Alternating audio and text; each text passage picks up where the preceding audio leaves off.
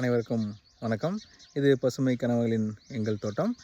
நம்ம தோட்டத்தில் பல்வகையான காய்கறிகள், வெங்காயம் அந்த மாதிரி நம்ம போட்டதை நீங்கள் பார்த்துருப்பீங்க. இப்போ நம்ம தோட்டத்தில் முள்ளங்கி பறித்து ஹார்வெஸ்ட் பண்ணிகிட்டு இருந்தோம், பீட்ரூட் கறிச்சு ஹார்வெஸ்ட் பண்ணிகிட்டு இருந்தோம். இப்போ ஒரு இயற்கையான முறையில் விளைவிக்கப்பட்ட சுரக்காய் எப்படி இருக்குன்னு உங்களுக்கு காட்டுறேன்.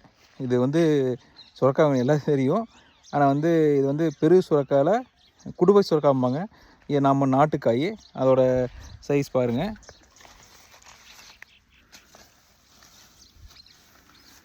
இதுதான் நம்ம நாட்டுக்காய், குடுவை சுரக்காய் அப்படின்னு சொல்லக்கூடியது.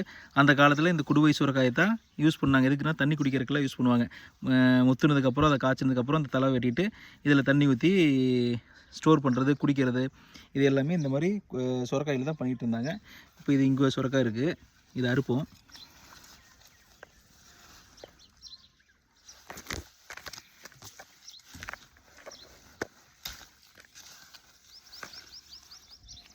குடுவை சுரக்காய் ஒரு 2 கிலோ வரும்.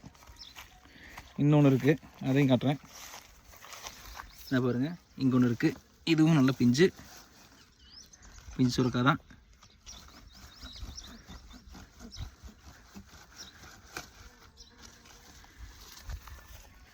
இரண்டு சுரக்காய்,